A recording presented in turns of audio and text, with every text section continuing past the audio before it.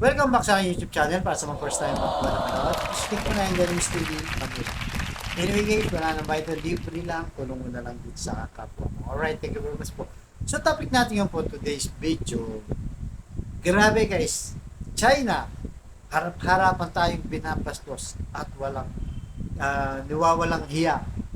Diba? Inaagaw nila yung pagkain natin.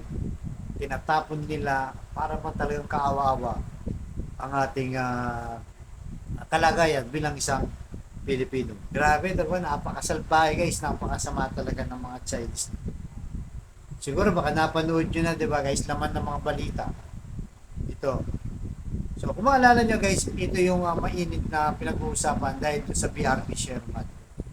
So alam naman natin yung BRP Sierra Madre, sinadsad yan noong 1999 ni Pangulong Erap para maging instant outpost natin o kumbaga marka o hangganan o palatandaan ng ating teritoryo na sa Pilipinas yan. So ang gusto mangyari kasi guys ng Chinese na yan ay lumubog na yung barko na yan, diba? Para wala na tayong magiging teritoryo yan at gusto talagang mabulok hanggang sa masira na at sila naman yung papasok dyan sa Ayungin. So medyo maraming debate dyan, di ba? At dyan nagkaroon din ng mga gentleman's agreement ni Digong at kung ano-ano pang mga usapin. So yan kasi barko na yan guys, kahit luma yan, commission pa yan ng ating gobyerno. Ibig sabihin, nasa listahan pa yan ng Philippine Navy, kumbaga active pa yan. Kaya pag yan na tinira ng mga Chinese na yan, talagang gera na ang mangyayari. So, kasi ang ginagawa kasi nila, di ba guys, kung maalala nyo, yung resupply natin, ito yung tinatawag na RORE, o yung rotation and resupply mission. Yan ang nangyari dyan. Di ba kung maalala nyo, nag-active sila sa barko ng pagkain para dyan sa BRP. Ang nangyayari, kaso guys, naging problema natin, hinaharangan, di ba? Hinaharas, binubuli, winawater cannon ng ating mga Coast Guard o kahit yung mga banggang civilian dito mga Chinese nito. Ayaw nila talagang may gagawin tayo dyan. Di ba? Ganun sila kasalbahe guys. Di ba? Ganun sila kasalbahe. Ngayon, naisip ng AFP para madali na lang at hindi na mahirap dahil nga inahabol ng mga Chinese, di ba? Coast Guard. Mag-airdrop na lang. Di ba? Mag-airdrop na lang para mas madali. Kasi ang mangyayari niyan guys, ibabagsak lang naman yun. Diba? Ibabagsak lang yun sa barko o malapit dun sa BRP Sierra Madre. So yun nga guys, ang nangyari kasi dyan, binagsak ng aeroplano na may dalang resupply mission. Bumagsak yung isa doon sa mismong barko. So natural, hindi na yung kukunin. Pero may mga bumagsak kasi, diba guys? May bumagsak na pagkain dun sa dagat. So nung kukunin na natin AFP, ay mga marines natin doon, mga Navy, pilit inaagawan itong mga Chinese Coast Guard na to. Diba? Napaka walang iya nila, diba? Pilit inaagawan. Kaya nga pag mamaya guys, papakita natin yung video. Ito, pakita muna natin guys. Yung pag-aagaw nila, di ba? Para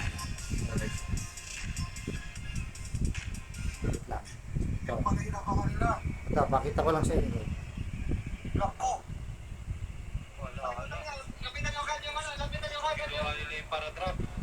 Ayan guys, oh. Lapitan nyo yung item. Oo, alalagan nila. Yung item na lapitan nyo, yung item. Yung maliliit na rubber boat dyan, mga Pinoy lang guys.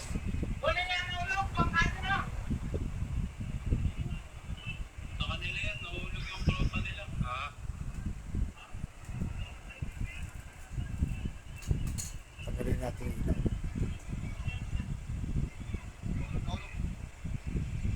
Yung item pa rin nyo, yung parachute, pa rin yung parachute.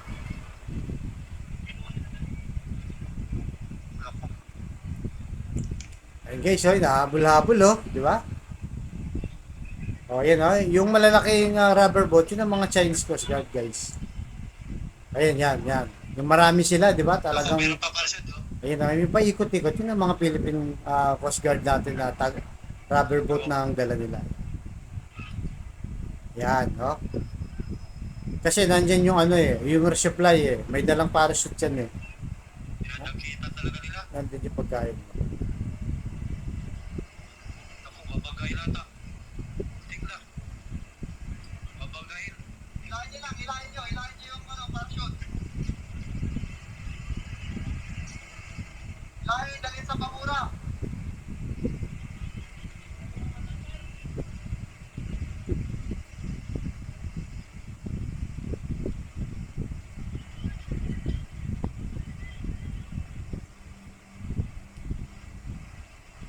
Issue na ba muna natin, issue ah?